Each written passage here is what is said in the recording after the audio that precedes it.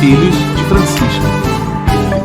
Una mattina mi sono alzato, oh vela ciao, vela ciao, vela ciao, ciao, ciao. Una mattina mi sono alzato e ho trovato l'invasor.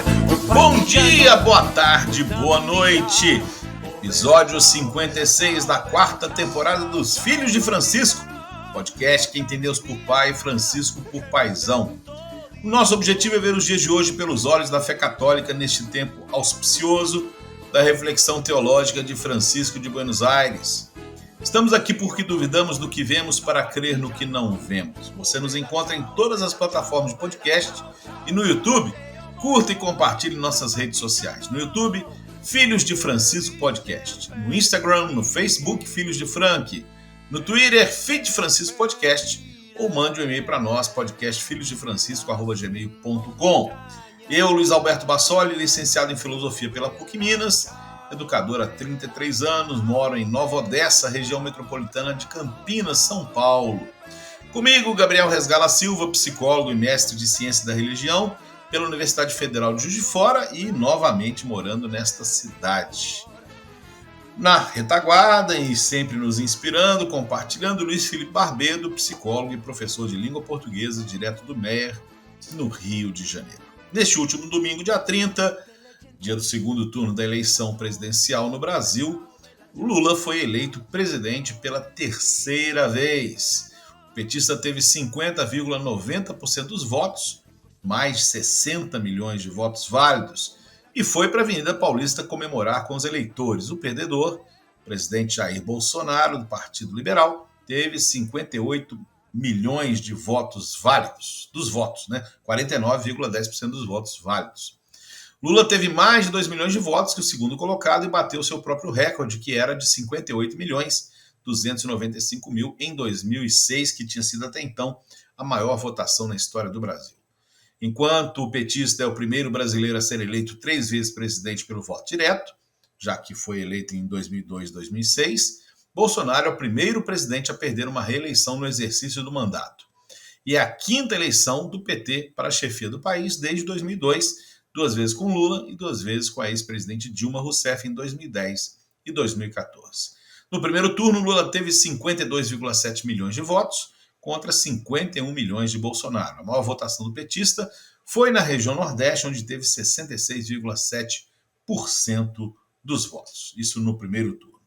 Hoje vamos fazer uma retrospectiva do podcast Filhos de Francisco, durante o governo Bolsonaro, uma retrospectiva sobre essa eleição, primeiro e segundo turno, e mesmo antes do primeiro turno, e os dias que vieram após a eleição. Esse dia que nós estamos sendo inundados de memes, de gente pendurada em caminhão, em avião, etc.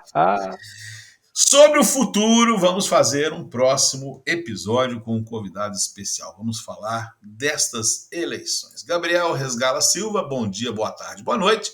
Já ouvimos a sua deliciosa gargalhada ao fundo, mas aproveitando a sua gargalhada, qual é o sentimento que você tem pós-eleição?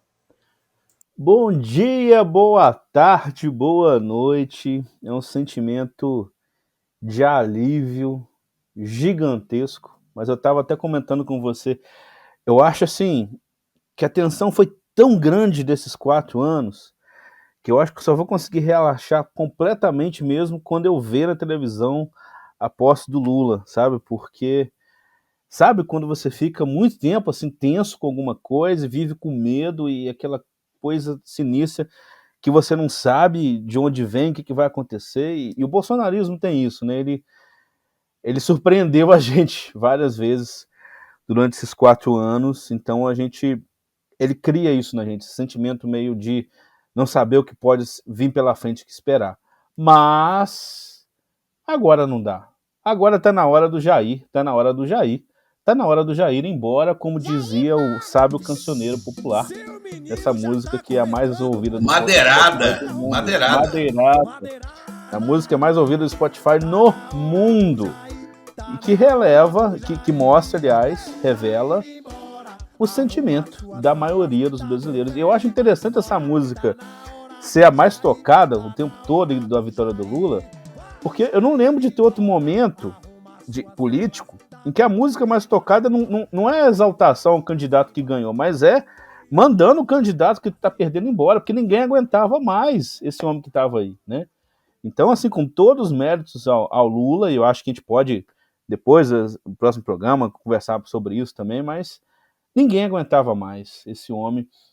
Eu arrisco dizer que muita gente que votou nele também não queria ele, né? Votou porque era contra o Lula e tal, e foi enganado por muita coisa, mas é um sentimento, nossa, assim, é até emocionante, sabe? Porque é muita coisa que a gente passou nesses 4 anos, né, Luiz? É muita coisa triste, muito desespero, e é inacreditável que a gente tenha conseguido. Graças a Deus que a gente conseguiu essa vitória aí, né? A gente faz a piada, né, do nunca duvidei, não me preocupei, só tinha certeza que o Lula ia ganhar. Agora, falando sério, né, você até retomou aí, nós vamos falar de eleição provavelmente daqui a pouco, você até retomou o episódio nosso em junho, né, alguns trechos do que nós falamos lá, e de Sim, fato o que acabou acontecendo é que o Lula, ele se manteve com a mesma quantidade de votos praticamente o tempo todo. Né? Ele teve uma queda ali de uns 54% até uns 49% dos válidos, né? Dos válidos não, dos totais, embora eu ia falar inadimplência, é a crise econômica, com a abstenção, a gente perde um pouco a noção, né? Mas o Lula, ele durante o tempo maior da campanha, ele permanece ali com 49% dos votos totais, né?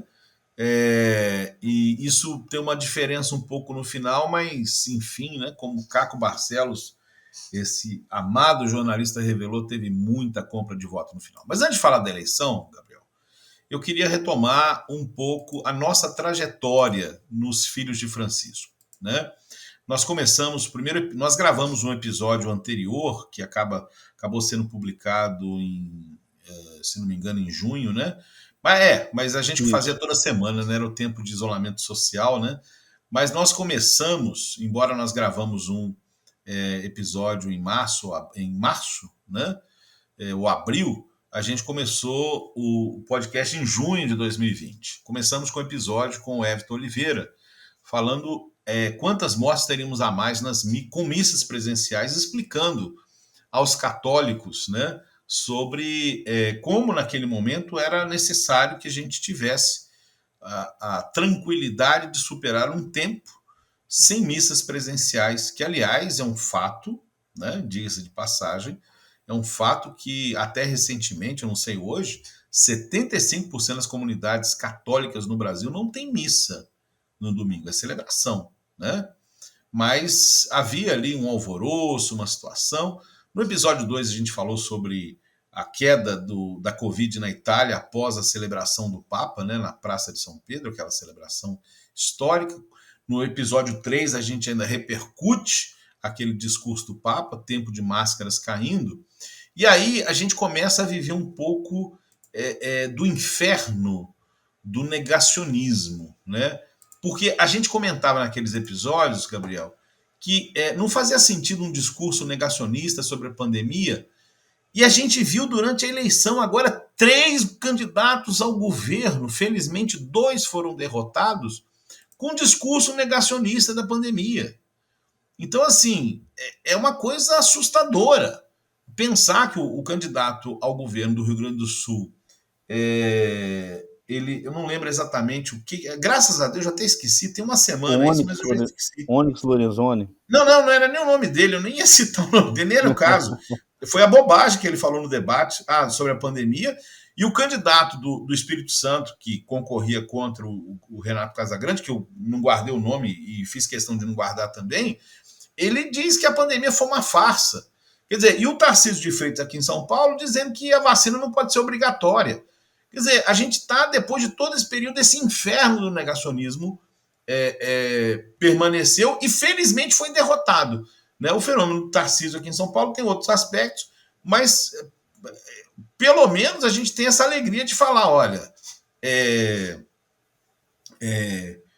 esse negacionismo foi derrotado nas urnas, na derrota no Espírito Santo e no Rio Grande do Sul. Como é que você analisa essa permanência ainda de pessoas que resistem a encarar, no caso específico, sobre a questão da pandemia, porque a questão da pós-eleição a gente retoma depois, a encarar a realidade do que nós vivemos nesses tempos tão difíceis? Pois é, eu estava até pesquisando aqui o que o Onyx falou, né? No contexto da pandemia, Onyx Lorenzoni alinhou-se com a posição de Bolsonaro, defendeu o chamado kit Covid, que é cloroquina, né? Esses remédios que hoje até o próprio Ministério da Saúde do Bolsonaro reconheceu que não faz efeito nenhum contra a Covid. O Onyx também brigou pelo fim do isolamento, se opôs à obrigatoriedade do passaporte vacinal, que era você ter que apresentar o comprovante de vacina para entrar em alguns lugares, né? Eu lembro, Luiz, assim, retomando agora a nossa trajetória, né? A gente teve ideia para esse podcast antes da pandemia. Já Ô, vinha Gabriel, articulando. desculpa. O Sim. Onyx disse que a melhor forma de curar de Covid, disse no último debate, que a melhor forma de curar de Covid era pegar a doença. Ah, sim. O imunidade de rebanho. Isso foi impressionante, né? Mesmo depois de 2 anos disso tudo, ele ressuscitou a pior face do negacionismo, que é a tal imunidade de rebanhos, falar que deixa todo mundo pegar, quem morrer, morreu, quem não morrer, sobrevive, né? E que é mais uma falácia, porque hoje o que a gente cansou de ver foi as pessoas pegando Covid várias vezes, né? Todo mundo conhece alguém que pegou várias vezes Covid, principalmente por conta das variantes, né? Mas, enfim, é inacreditável, né? Graças a Deus ele não foi reeleito também, né? Mas é assustador o que a gente passou, né, Luiz? Assim, a gente começou, eu estava falando, a gente começou a pensar nesse podcast antes da pandemia, um pouco como uma forma de resistência no meio católico, né? Porque a gente já via tanta coisa, tanta desinformação, tanta distorção em relação às coisas da igreja, do magistério e, sobretudo, em relação ao Papa, né?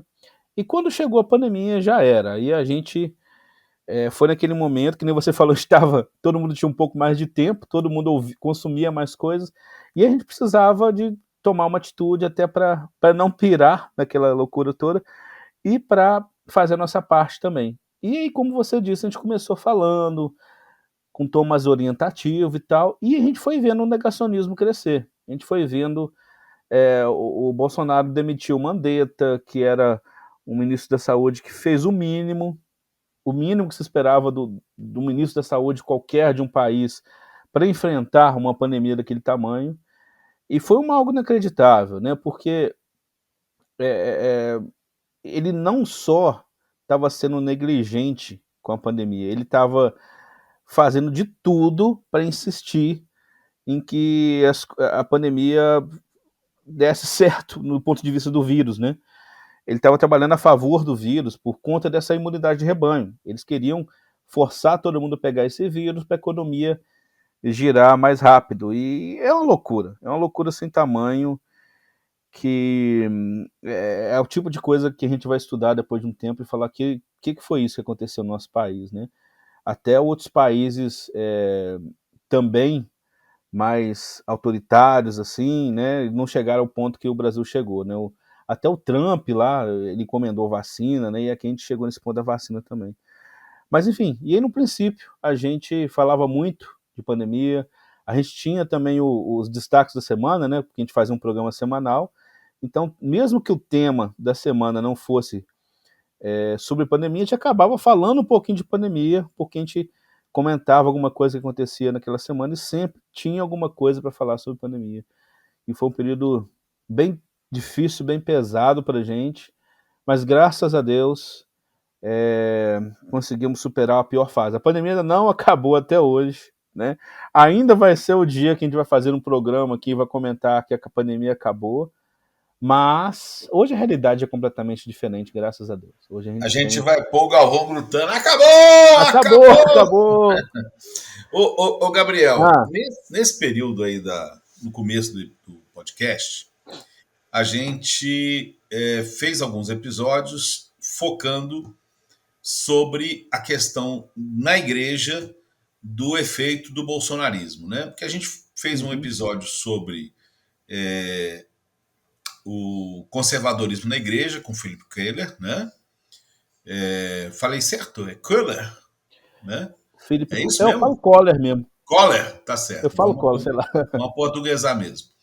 Fizemos um episódio sobre os bispos denunciando o governo, tá? Sim, sim. Que era sobre a Carta ao Povo de Deus, exatamente aquela crítica à postura do governo negacionista e também sobre devoção, fé e esperança. E aí alguns temas foram entrando ali na pauta do dia, como a questão do aborto.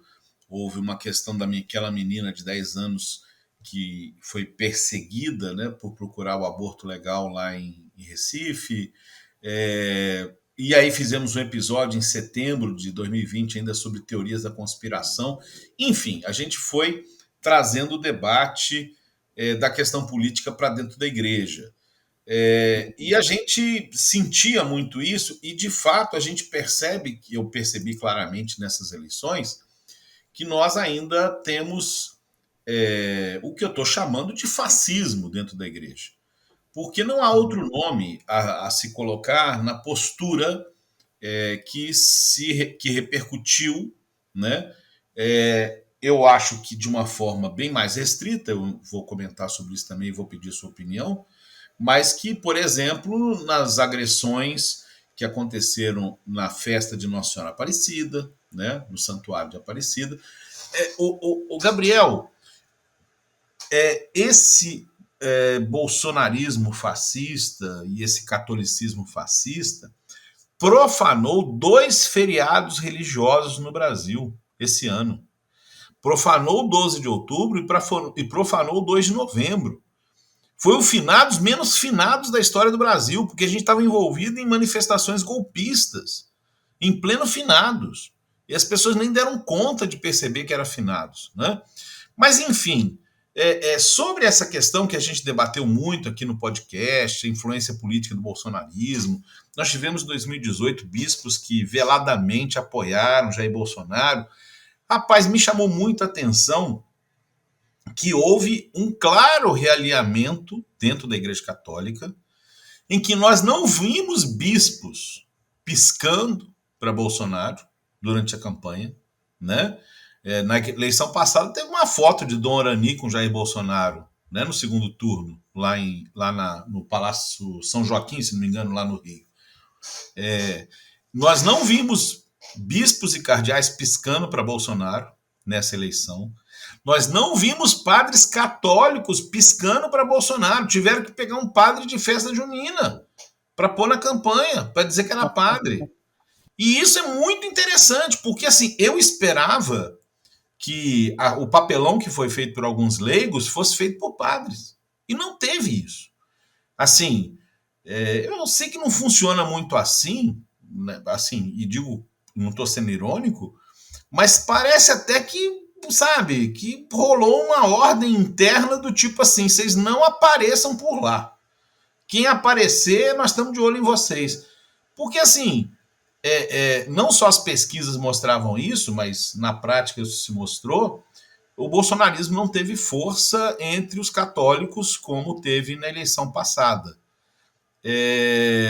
Parece, e eu percebi isso muito em muitos grupos católicos, pessoas católicas que eu conheci de lugares diferentes, cidades diferentes, que houve realmente um posicionamento político até acima do normal entre católicos contra o governo Bolsonaro.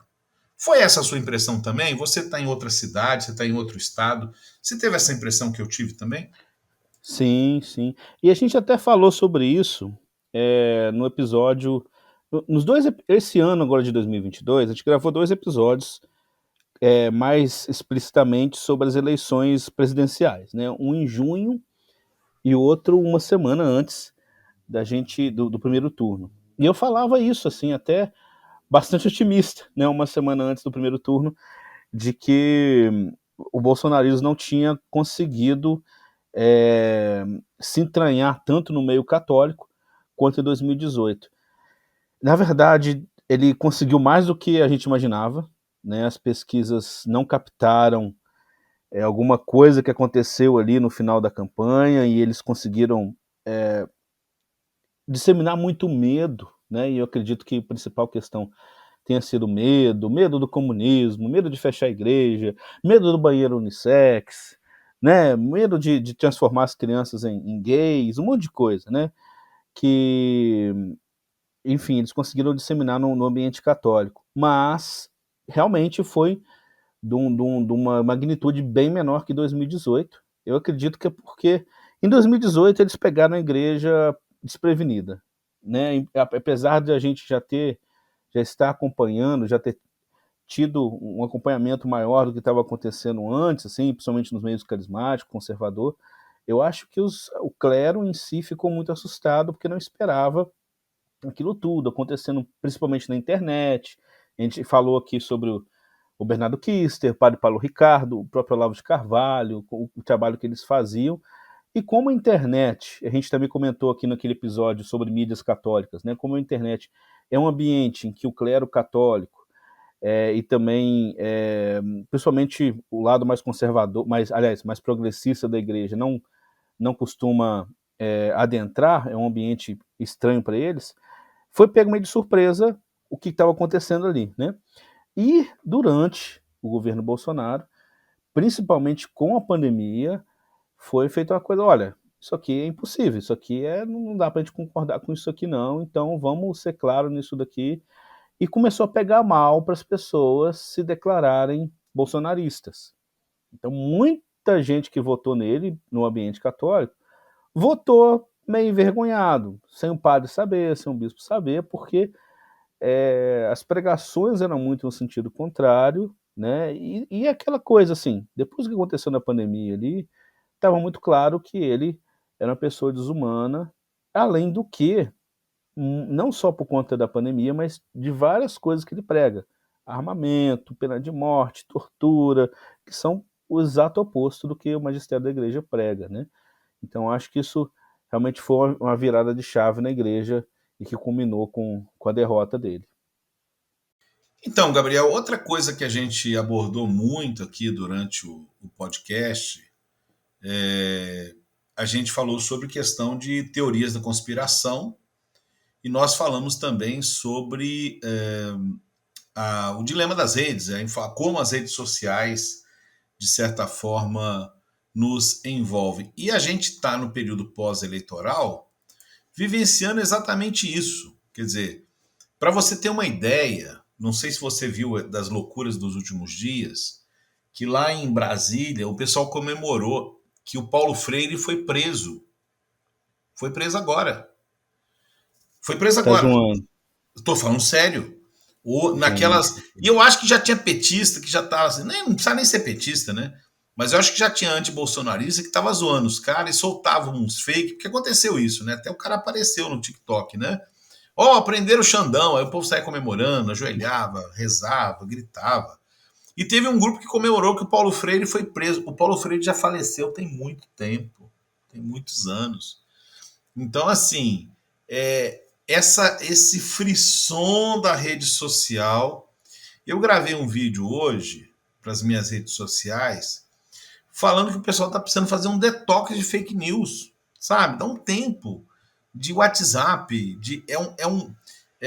o meu filho comentou uma coisa, a gente fez uma live, ele me ajudou a produzir uma live feita para católicos no meu Facebook durante a campanha, agora no final do segundo turno, na véspera, né, do segundo turno, e o meu filho comentou uma coisa que eu achei muito interessante. Vou falar do ambiente católico, propriamente dito, no caso especificamente carismático, que é um foco junto de grupos conservadores, são os dois focos maiores aonde o fascismo está presente na igreja brasileira hoje. E ele comentou uma coisa interessante. Quando você vai ler as postagens, por exemplo, de determinado deputado federal mineiro, que hoje controla esse aliado do fascismo, né? Ele convoca os católicos carismáticos ao ativismo político. Então há uma convocação, você tem que se engajar. Mas esse chamamento do engajamento é um chamamento assim, você tem que estar engajado, mas você tem que estar engajado nessa postura aqui, que é a postura pró-fascista, né?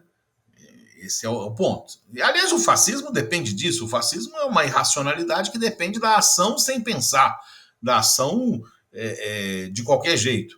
E é interessante porque o motor desse ativismo passa a ser o que a pessoa recebe pelas redes dele. No caso, especificamente, da bolha dele, como se fala, né? A bolha da rede social dele. Então, ele recebe a mensagem. Então, a gente vê o sujeito lá no interior de Minas falando assim: eu defendo os caminhoneiros, por exemplo. Um amigo meu, né, um irmão de caminhada, está lá: eu defendo os caminhoneiros. Esse movimento nem foi de caminhoneiro. Né? Esse movimento dessa semana agora não foi nem de caminhoneiro. Né? Então, assim, mas recebe pela bolha e abraça isso. Então, assim, eu acho que o grande desafio que se tem a nível de igreja católica é chamar o pessoal a sair do WhatsApp. É chamar, meu irmão, sai aqui do WhatsApp um pouquinho, né? Porque o WhatsApp ele tem uma questão ainda pior, né? Porque o WhatsApp o que na rede social, por exemplo, o WhatsApp não é rede social, vamos lembrar disso, né? O WhatsApp é um aplicativo de mensagem, né? Na rede social, quando você quer chamar atenção, você coloca lá urgente, né? Aí a pessoa já urgente, né? Igual se fosse o plantão da Globo, só que agora a Globo é Globo lixo, então não conta, né?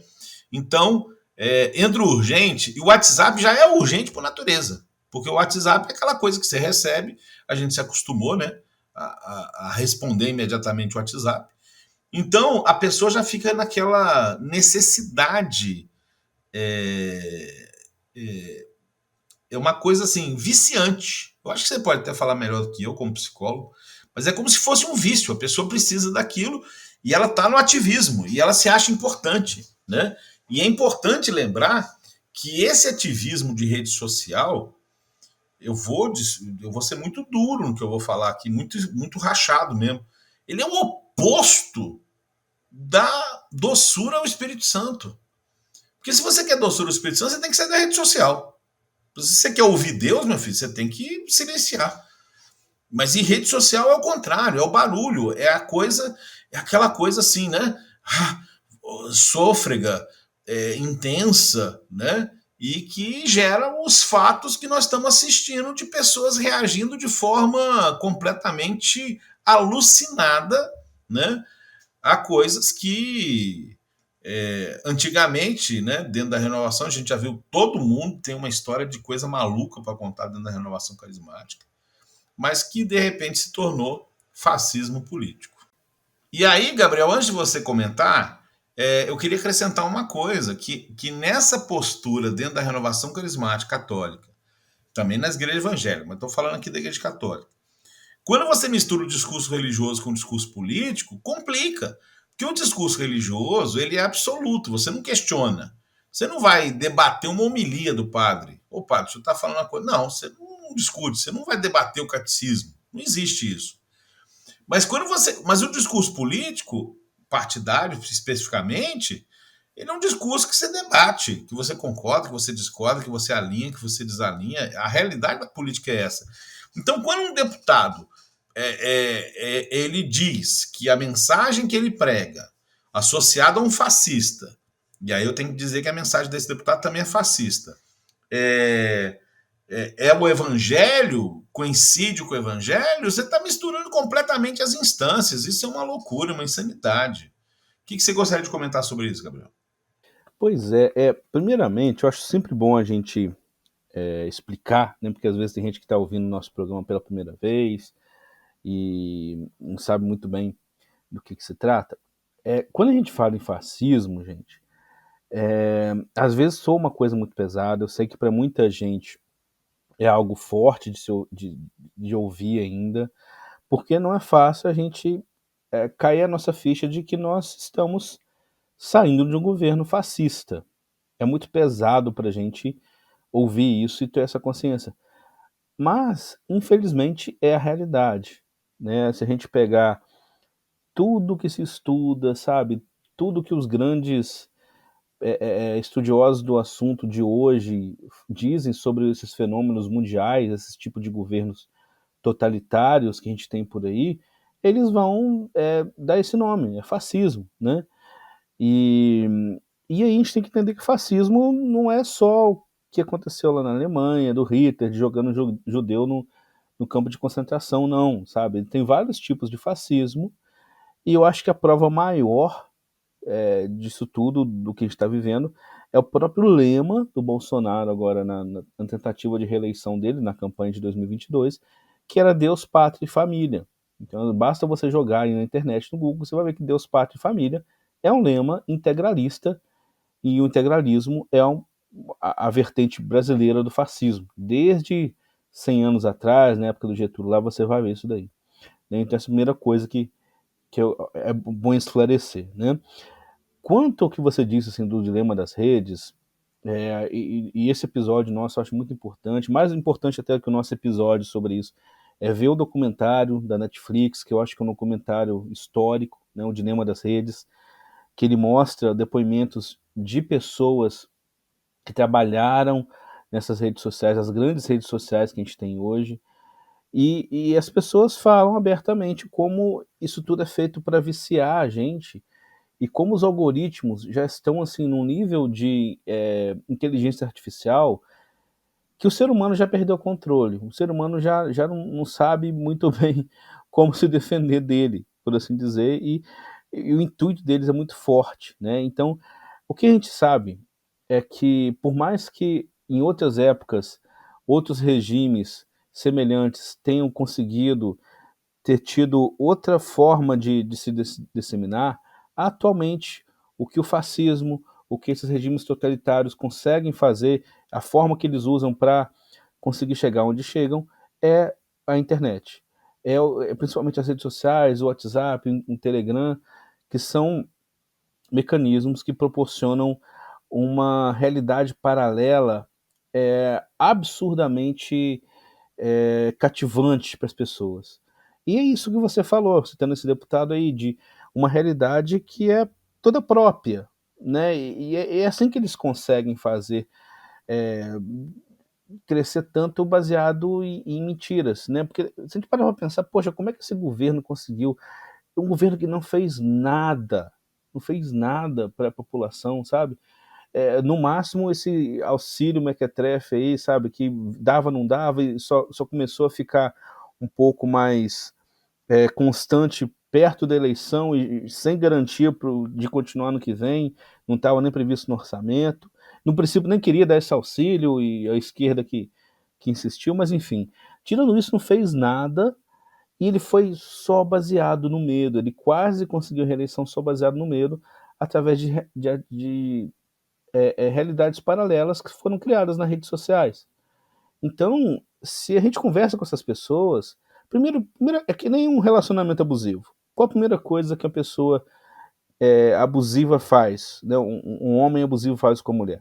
Faz ela cortar relações com a família dela, faz ela cortar relações com os amigos, que são pessoas que poderiam alertar para essa menina, para essa mulher, que ela estaria entrando numa onda errada, num momento complicado ali. Então, ele corta os outros meios de comunicação, fica sendo o único meio de comunicação que a pessoa pode ter, o único meio de contato com a realidade, e aí vai se criando uma realidade paralela na mente dessa pessoa, completamente abusiva, e aí o abuso é tanto por parte desse caso real que eu estou contando, relacionamento abusivo, quanto por parte também dessa onda de informação paralela que a gente tem. É um tipo de abuso, né? Eu fiz até uma live outro dia sobre isso, o abuso religioso que se faz, o abuso econômico, o abuso sentimental, o abuso emocional que essas pessoas sofrem e que fazem elas caírem nesse meio maluco, na verdade, né? E falar tanto de coisas paralelas aí, um dos grandes expoentes disso hoje no nosso meio religioso é o Brasil Paralelo, que é uma máquina de desinformação que nem o nome eles escondem, né? Eles tendem a criar uma realidade paralela, muito bem feita por sinal, em termos de comunicação, mas que leva por caminhos totalmente diferentes da realidade, né? Mas eu queria, já entrando no segundo ponto da nossa pauta hoje, Eu queria discordar de um. Porque assim, a gente tem o hábito de falar, né? Que você coloca assim, bom, o governo não fez nada. E isso que você falou, eu já repeti também em alguns momentos. O governo não fez nada e quase que ganha pela pauta moral, pelo pânico moral, etc. Mas, de fato, né, nós tivemos, nos últimos 4 meses, um maciço investimento do governo na economia. Né? Houve uma baixa significativa do combustível, que trouxe um processo de deflação, embora os alimentos pararam de subir tanto, embora no acumulado do ano eles estavam muito altos. Houve um aumento novamente do auxílio emergencial, que vai de R$ 400 para R$ 600, e teve auxílio caminhoneiro, auxílio taxista, crédito consignado. Então, e por fim, nós tivemos o orçamento paralelo, secreto, que gerou uma compra imensa de votos, como foi flagrado pelo repórter Caco Barcelos no Profissão Repórter, que foi ao ar na última terça-feira, e que explica, né, por que, sem contar, obviamente, e eu não estou discordando de você, que a pauta moral e o pânico moral fez o crescimento grande, especialmente entre os evangélicos. Então, isso aí explica todo o desenlace final dessa eleição. E aí vamos falar desse processo eleitoral. Né? Como eu adiantei lá no começo, as intenções de voto do Lula, no geral, elas não caem. Né? O Bolsonaro que cresce pelas bordas, inclusive porque o candidato Lula ele consegue conciliar várias das forças da chamada terceira via, especialmente a Simone Tebet, a Marina já estava com ele no primeiro turno, mas enfim, né? Também traz um peso, houve uma participação maior na campanha, a própria presença do Geraldo Alckmin, o PDT que se aproxima, mas eu acho que o grande nome foi a Tebet, sem dúvida alguma, né? Ou como disse o Gregório do Vivier, a Tebet, a Tabata e o Tabet, né? Que é a Simone Tebet, a Tabata Amaral aqui em São Paulo, que realmente abraçou a campanha do Lula de uma forma que no começo do ano ela disse que não faria, ela disse que não faria, e ela fez de forma escancarada uma campanha bonita, engajada, muito forte. E, por fim, o Tabet, que é um artista que nunca votou no PT e que também engajou na campanha. E é interessante, né, Gabriel, até pegando esse episódio do programa do Gregório do Vivier, né, que até esqueci o nome, do Greg News, do que passou ontem no HBO, ele falou da grande aliança que se fez, né? Que nós tivemos a presença de todos os atores que fizeram os Vingadores, né? Nas redes sociais. Tivemos Janones e Felipe Neto, tivemos aí, né, como eu citei agora, a Tebet, a Tabata e o Tabet. Enfim, foi uma grande aliança e interessante, que acabou acontecendo comigo e com você também, nós utilizamos as nossas redes sociais, não apenas o podcast já era uma história de resistência, mas muitas pessoas como nós foram para as redes sociais e abraçaram essa campanha que se tornou talvez a maior campanha de frente ampla da história do Brasil, né?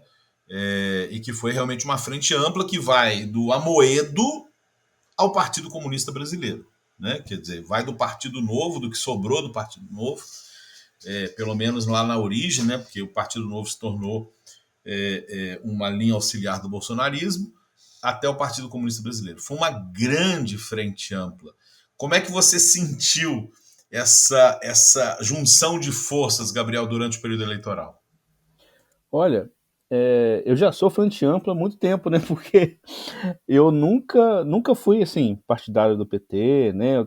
A minha posição é mais ou menos de centro-esquerda, assim, né? Mas eu nunca fui de votar no PT no primeiro turno. E esse governo todo, sempre falei, gente, se eu for para ser o PT, eu vou no PT no primeiro, sem dó nem piedade, sem sombra de dúvidas mesmo, assim, né? E foi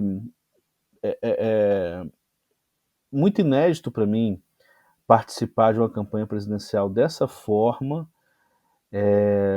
com esse tipo de engajamento, né? E vendo que nem você falou, tanta gente diferente participando disso. e foi muito bonito e muito forte, né? Eu lembrei, eu tinha participado algumas vezes de campanha da Marina lá atrás, 2010, né? Mas desse jeito, assim, né? Com essa ânsia de derrotar algo tão forte, tão pesado, foi muito forte, muito emblemático. E eu acho que essa frente ampla vai dar, já está dando, né? Uma grande força, não só para ganhar a eleição, mas para conseguir governar. Porque isso não só vai ajudar o Lula a ter as negociações necessárias dele no Congresso e com a sociedade, né? Porque o Lula já é muito bom de negociação, né? Ele é sensacional nesse termo, mas também vai dar uma segurança maior para muita gente que votou que votou nele só contra o Jair Bolsonaro, mas que não é necessariamente progressista, não é conservadora e, aliás, são pessoas talvez mais conservadoras, né? E que fica com medo dele levantar algumas pautas de costumes e tal. E eu acho extremamente difícil ele levantar esse tipo de pauta, tendo o vice o Alckmin, que é da Opus Dei, né? Tendo no governo dele uma figura importante que vai ser a Simone Tebet, que é católica também, né? Tem um perfil um pouquinho mais conservador, apesar de se dizer feminista, mas ela tem uma visão de feminismo diferente, né? Então, assim, eu acho que isso vai dar tranquilidade e vai levar pautas também, que isso é muito importante, cara. A forma como foi construído, porque o PT já chegou no poder outras vezes com muitos partidos, mas eram partidos de esquerda, né, que já tinham as pautas mais ou menos naturais do PT, e partidos do centrão, que não tinha pauta. Era só tipo, vamos lá e tal, e toma lá da cá, né?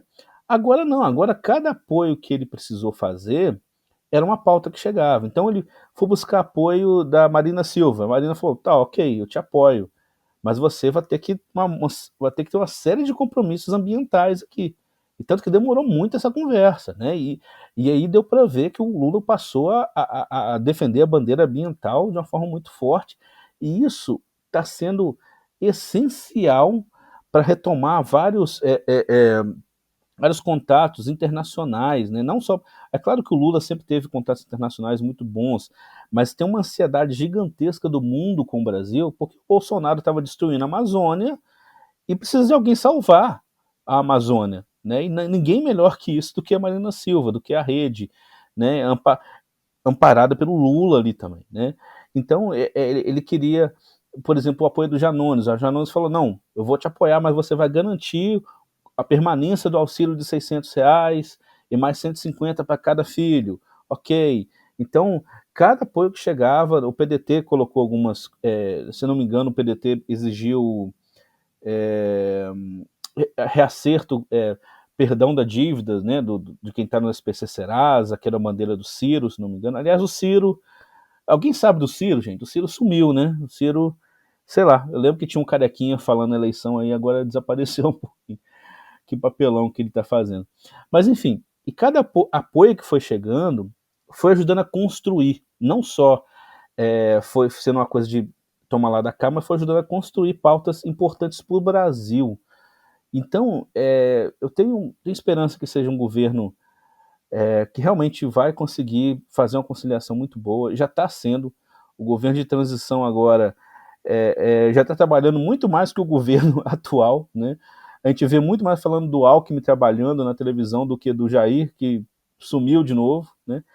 Então, e eles estão, antes mesmo do Lula assumir, eles estão querendo garantir a permanência do auxílio, o salário mínimo readequado. Quanto tempo que a gente não tem um salário mínimo decente nesse país, sabe? Então, se Deus quiser, eu acho que as coisas tendem a caminhar da forma muito boa com isso tudo que foi construído. Agora, a sua pergunta era mais sobre isso, eu não lembro se tinha mais alguma coisa Não, que você não. falou. Eu queria fazer uns comentários do que você falou. Uhum. Primeiro, eu até entendo que você não lembre disso, porque eu sei que você tem uma relação meio assim conflituosa com o rapaz, mas a principal proposta do Janones foi a criação da Secretaria Nacional de Saúde Mental, Ah, sim, sim, bacana, né? bacana mesmo. É porque a Não, a gente minha. pega o Janones muito pelo lado folclórico, né? E a proposta dele é fantástica. né? Sim, não. A minha questão com o Janones é mais dos métodos dele na rede. É aquela coisa. É terrível ter que precisar disso. É terrível, tá? E é terrível a gente saber, poxa, se não fosse isso, talvez a gente não tivesse ganhado, né? Mas o que ele coloca, as pautas dele são muito boas, né? São pautas populares, né? E eu até citei ele aqui no último episódio por conta disso, que ele que fala, gente, quem está morrendo de fome não sabe o que é ideologia de gênero, né? E a gente tem que ver o que é importante para as pessoas também. Mas vamos lá. Eu queria acrescentar algumas coisas do que você falou, que eu acho importante, que é dizer o seguinte: realmente o Lula abraçou a frente ampla.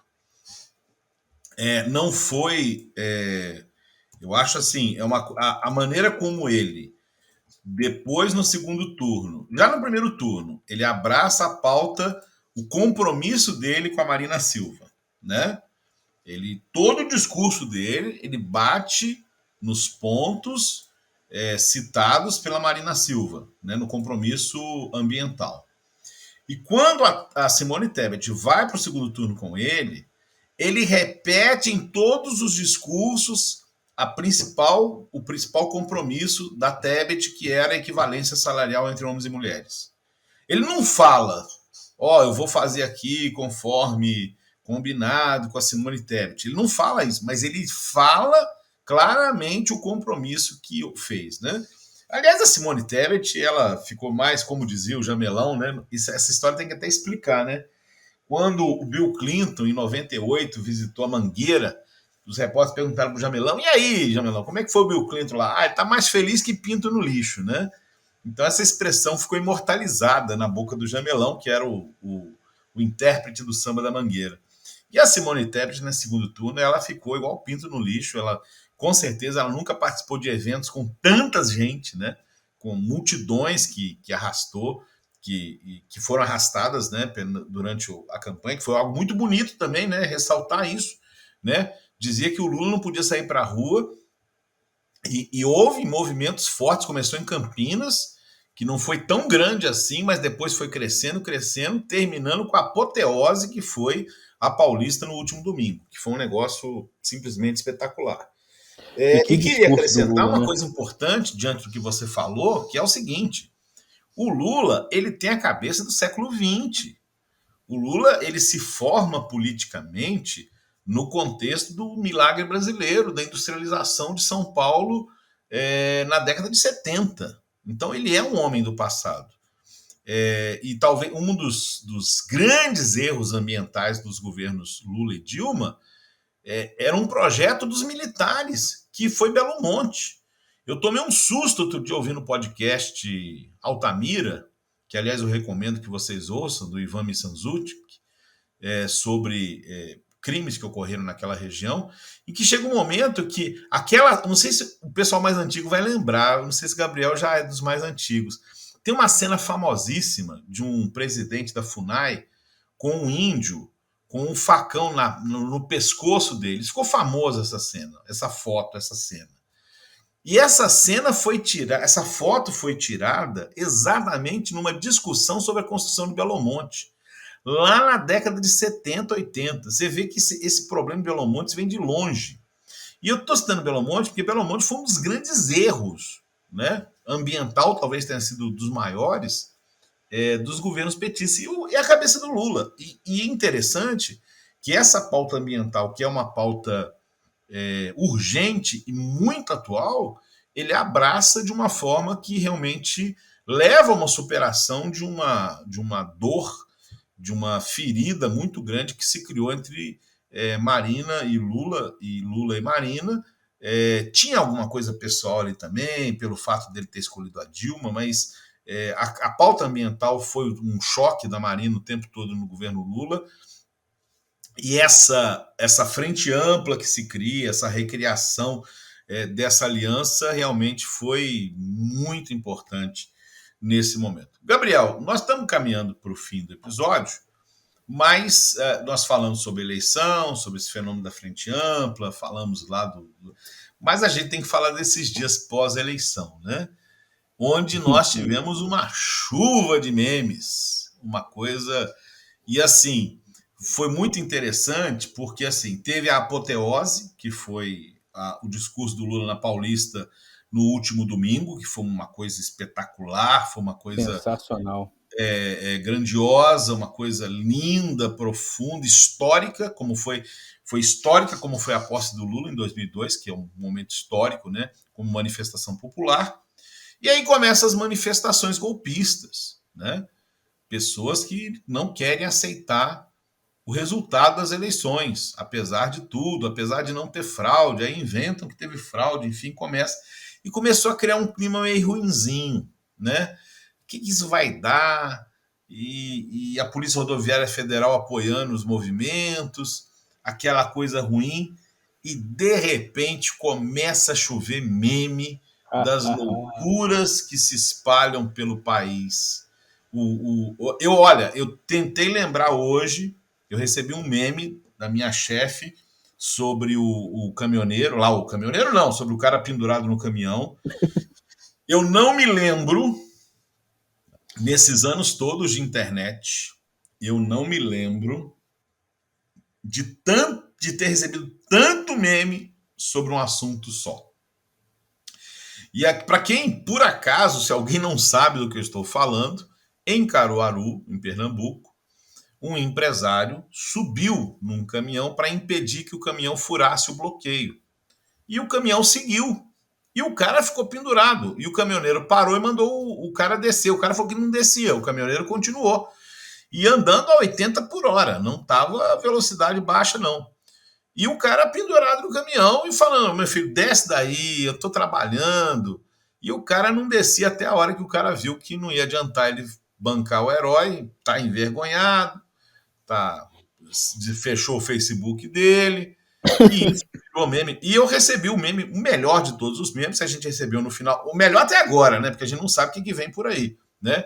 É o cara pendurado, fizeram um vídeo, uma montagem do cara pendurado num caça supersônico e subindo e o piloto dialogando com o cara.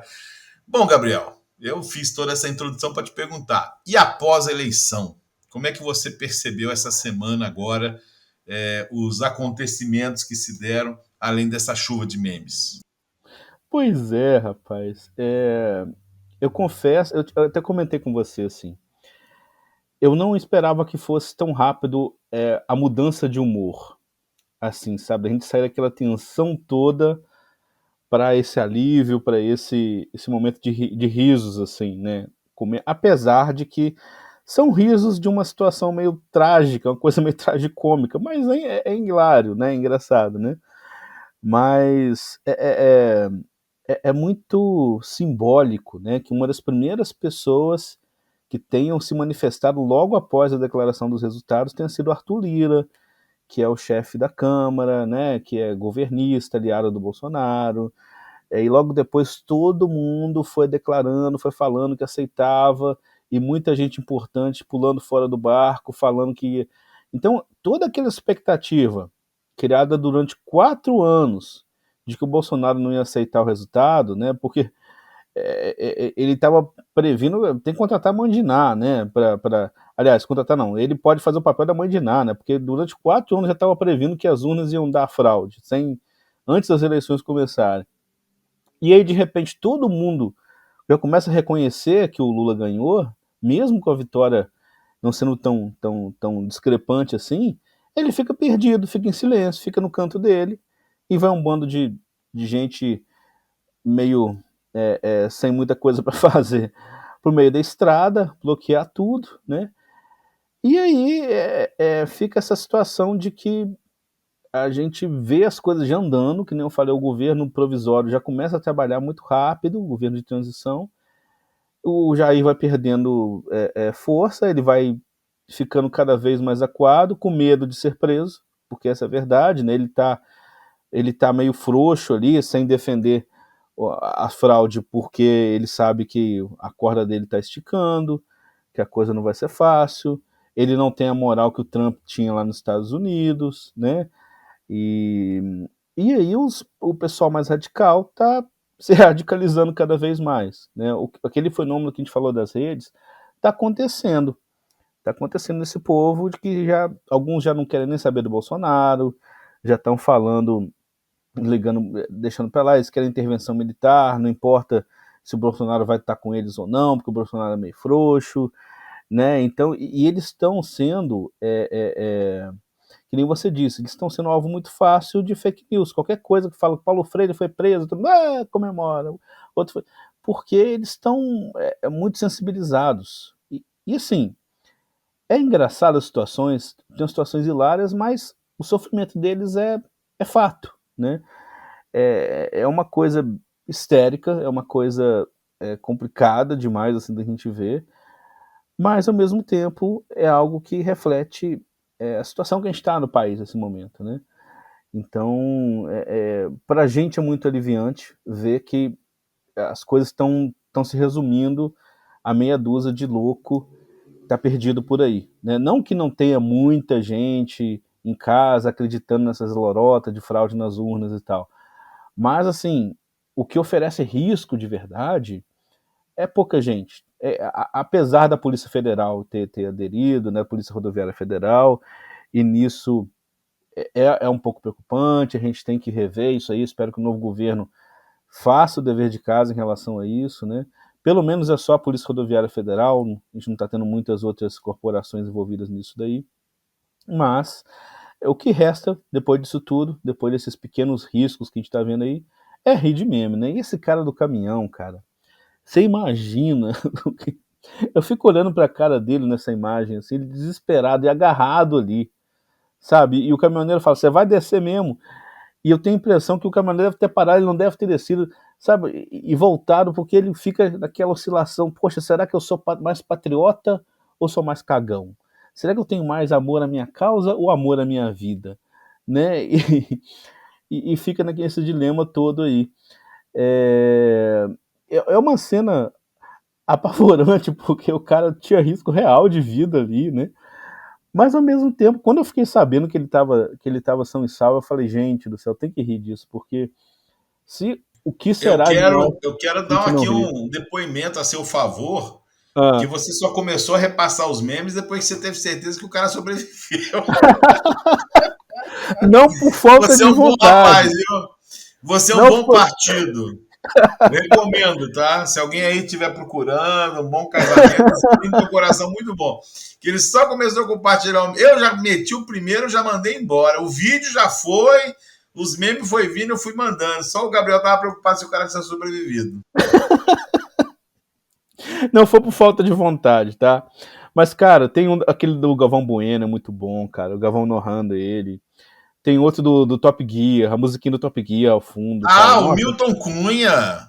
O Milton Cunha do Deus. Carnaval é espetacular. Nossa, E depois eu vi que eu acho que foi o Milton Cunha mesmo que fez. Eu achei que era é a alguém cara imitando o de Milton ser, Cunha. cara.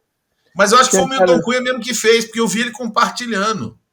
Eu Rapaz. recebi e depois eu vi o próprio Milton comentando num site de carnaval. Você falou que Aranha abraçada no caminhão, vai estar quase caindo, destaque do carro, é espetacular. Você falou que nunca tinha, não lembrava de algo que tinha tanto meme de um assunto só. Eu só me lembrei do 7-1, cara, que foi outro momento É, trágico, nosso, verdade, que gerou verdade. muitos memes, né? E a última O, Copa também teve o Neymar rolando demais, né? o Então a Neymar gente rolando, mas, cara, eu ainda acho que eu recebi mais desse, sabe? E do assim, Ronaldo mais também. criativo, mais criativo. É. Inclusive, o muito bom é dos Beatles. Primeiro fizeram os Beatles atravessando a Abbey Road, né, aquela foto clássica da capa do disco, Uhum.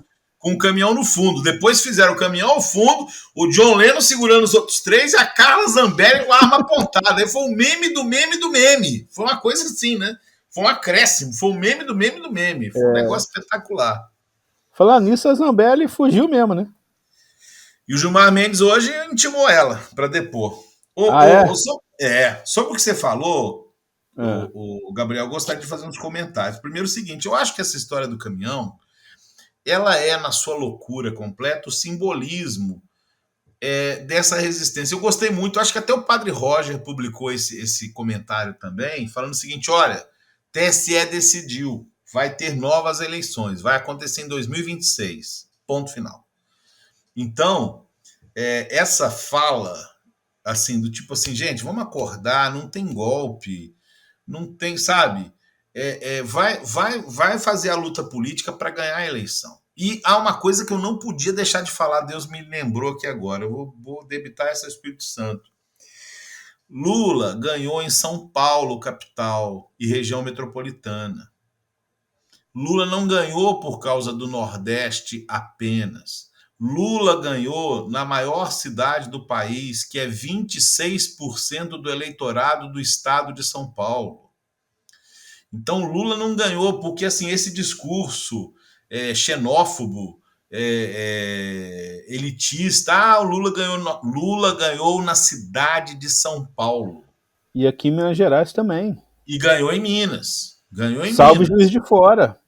E ganhou em Minas com, apesar de toda a máquina do Estado estar trabalhando pelo Bolsonaro. E a gente sabe que a máquina do Estado em Minas é uma máquina forte. Então, assim, voltando, eu acho que essa história do caminhão, ela é uma parábola, é uma analogia, é uma simbologia de tudo o que está se vivendo de loucura, sabe? A vida tem que continuar. Aceita que dói menos. Não era o que a gente ouviu em 2018. A vida tem que tocar para frente. E vou dizer para vocês, e o Gabriel aqui é testemunha, para os meus amigos mais próximos, eu mandei 2 vídeos falando, gente, se a gente perder a eleição, a vida vai continuar. A gente não pode se entregar. Tem muita coisa para fazer. Então, assim, essa não aceitação da derrota já mostra uma questão filosófica e psicológica muito grave, que é o sujeito se pendurar num caminhão 80 por hora. E o caminhoneiro falando, meu filho, desce daí, eu paro para você descer. O cara não desce, ele continua. O que é isso? O que passa na cabeça da pessoa arriscando a vida? E como você falou, Gabriel, arriscando a vida para quê? Por quê? Segunda coisa, poder não tem vácuo. Se você tem vácuo no poder, alguém vai ocupar. E o Lula ocupou o poder no Brasil. Quem hoje, os próximos passos que estão acontecendo, o povo fala, né, que quando o político não tem mais poder, ninguém mais está servindo cafezinho para ele, e o cafezinho que chega lá chega frio, né? Bolsonaro está tomando cafezinho frio hoje e ninguém está servindo cafezinho para ele. Para vocês terem uma ideia do que eu estou falando, o pessoal ligado a ele quer que ele se aposente, quer que Tarcísio de Freitas seja candidato a presidente em 2026. Ele já foi rifado. Isso foi publicado hoje. E quando essas notas saem na imprensa, é porque alguém quis que essa nota chegasse na imprensa. Eu não estou dizendo que o Bolsonaro vai abrir mão. Eu estou dizendo que ele já está rifado. E isso nos próximos dias vai se ver mais claro. Terceiro ponto, que para mim é um ponto bastante negativo. Para nós é bom, mas é um ponto negativo. O BOF, quando Ratzinger renunciou, Bento XVI, ele fez uma fala que se tornou uma fala profética, em que ele falando que o próximo Papa ia ser um Papa dos pobres e tal, e veio o Papa Francisco. E inclusive o BOF disse isso, o próximo Papa vai se chamar Francisco. Então foi um negócio assim, como é que ele foi nessa, né? Como é que ele acertou isso? E é interessante porque a igreja é uma monarquia. E a igreja, como uma monarquia absolutista, para ser mais exato, inclusive, né? Se você muda o Papa, você muda tudo. O Papa pode tirar bispo, pode mudar cardeal, o Papa pode muito. Porque ele claro que ele não faz tudo da cabeça dele, né? Até porque é uma coisa ilusória achar que um rei o rei absolutista fazia o que queria da cabeça dele. Mas por que eu estou falando isso? Porque o Brasil parece que é uma monarquia, Gabriel. Mudou o presidente e, de repente, muda tudo. Né? Muda tudo assim. Os partidos todos se voltam. Tudo bem, o Lula é bom de negociação, a gente sabe disso, mas o Lula essa semana estava em Trancoso com a Janja. Ele não estava o Alckmin lá. E mesmo assim as coisas mudam o ambiente de uma forma muito forte. Isso, para nós agora, é bom, mas isso foi muito ruim no governo Bolsonaro, porque, na verdade, o governo Bolsonaro ele fez o que ele quis. Ele podia fazer coisa pior, mas ele não tentou. mas os abusos que ele cometeu na pandemia, os abusos orçamentários, os abusos contra a lei, desde andar sem capacete na moto até violar, mudar a Constituição para tentar ganhar a eleição na roubalheira, com dinheiro despejado, orçamento secreto, etc, etc. Isso é muito ruim para o Brasil. O fato de que um presidente pode fazer tanta coisa. Felizmente, a minha esperança é que o próximo presidente... Não, eu tenho a certeza. O próximo presidente vai ser muito melhor que o que está saindo. Se o Lula fizer um governo ruim, ele vai fazer um governo melhor que o Bolsonaro. Porque é como se diz por aí. Não é um governo ruim, é um governo perverso. E Lula já foi presidente, ele não fez governos perversos. Né? Basta ver que a disputa de pauta dele agora no orçamento, que ele já vai mudar a Constituição. Veja bem, o Lula já está articulando para o Congresso mudar a Constituição e o presidente do Congresso falou que vai mudar a Constituição por causa da necessidade da quebra do teto de gasto. Gente, isso é uma loucura, é mudar a Constituição. Então, essa volatilidade que existe no Brasil acaba não sendo uma coisa boa. Para nós é hoje, e eu espero que o país se torne mais tranquilo, mais equilibrado, que é um tema que eu estou abraçando agora para a minha vida, que o Brasil se torne mais equilibrado e que não haja tantas alterações assim de um lado para o outro. Nem que alguém possa ser tão ruim, nem que o outro possa chegar e fazer outras coisas. Pelo menos está consertando o desastre que foi os últimos anos. Gabriel, era isso que eu gostaria de falar. Quais são suas palavras finais?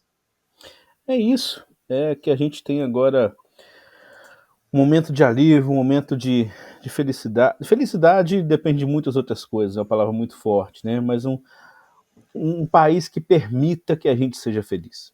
Que eu acho que isso que era terrível, né? A gente sabia que estava sendo governado por alguém que insistia em tirar a nossa potencialidade, a nossa capacidade de ser feliz. Insistia em atrapalhar a vida de todo mundo o tempo todo. Que a gente tem agora uma volta, mais do que uma volta à normalidade, como a mídia está falando o tempo todo aí, e dá para ver, eu acho engraçadíssimo isso, como é que a mídia, os jornalistas estão aliviadíssimos, assim, falando mesmo abertamente, chamando os manifestantes de golpistas, de bolsonaristas, né? Golpista mesmo, só falta falar que é fascista. Não, mas tá chamando a extrema-direita de extrema-direita. Já tá chamando. Sim, né? Coisa que não fazia até outro dia. Foi passar as eleições que eles ficaram bem mais leves com relação a isso, né? E que a gente fique mais leve também, e que a gente se permita isso tudo, que agora seja um momento de reconstrução do Brasil, a partir desse governo e dos próximos que virão, e que a gente se permita voltar a sonhar. Que é isso que a gente está precisando, e que o fascismo e todo esse totalitarismo volte para o esgoto da história mais uma vez. É claro que é uma luta constante, né? Dizem que o fascismo nunca acaba, porque sempre tem fascistas por aí, então é sempre um desafio a gente conseguir conviver com isso, a gente conseguir lidar com isso na nossa democracia, mas que a nossa democracia vá se fortalecendo cada vez mais, e se Deus quiser, a gente está vendo agora o primeiro passo para construir isso. É isso. Gabriel, vamos aqui publicamente escolher as músicas. Como é que a gente vai abrir o episódio e fechar o episódio? Cara, eu gostaria muito fala você primeiro. De colocar a Beth Carvalho, mas a mensagem da Beth Carvalho as pessoas podem interpretar como uma mensagem não cristã, né? Que eu vou festejar o teu sofrer e o teu penar. Até explicar para as pessoas que o sofrimento e o penar que eu quero ver que sofre é do demônio, vai demorar, né? Então eu vou excluir essa. Mas eu acho que vai ter que ser... eu quero sugerir duas músicas. Aí você vê no começo e no fim, o pessoal vai saber aí, porque já vai estar ouvindo a nossa conversa. Mas eu queria hoje, vou sugerir hoje, uma que eu acho que não pode faltar, que é Bella Ciao. Bella Ciao é uma música da resistência ao fascismo na Itália, né? E ela foi uma música que me emocionou muito durante a pandemia, porque era uma resistência à morte. E eu sugiro, tá escrito do Xande de Pilares, né? Erga essa cabeça, mete o pé e vai na fé. Manda o Bolsonaro embora. Pode acreditar, o novo dia vai raiar, sua vitória vai chegar, né? Isso então, aí. É com isso que a gente vai essa. As sugestões anotadas. Tá certo. Gabriel, a gente sempre esquece, põe só no texto, mas vamos mais uma vez divulgar o Padre Júlio Lancelotti, né? Eu acho que ele merece, né? Vamos sim, vamos sim. Padre Júlio é uma figura que representa a igreja que vai junto aos pobres. E eu acho que quem critica o Padre Júlio antes deveria ir aos pobres, antes de criticá-lo. Porque é muito fácil falar dele, mas ser ele é bastante complicado. A gente vai deixar na descrição, então. Na descrição, o link para quem quiser ajudar as obras do Padre Júlio. Isso.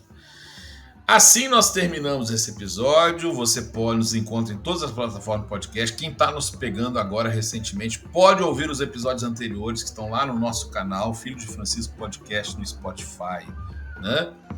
E sigam-nos também nas outras plataformas. Também você encontra no YouTube. Jesus fez ainda muitas outras músicas. Oh, meu Deus do céu, vamos lá. Jesus fez ainda muitas outras coisas. Se fossem ditas uma por uma, penso que nem o mundo inteiro poderia conter os podcasts que deveriam ser gravados. Até a próxima, em que a gente vai falar do futuro do Brasil. Um abraço, até mais. Mas eu acho que ele fazia música assim. Um abraço.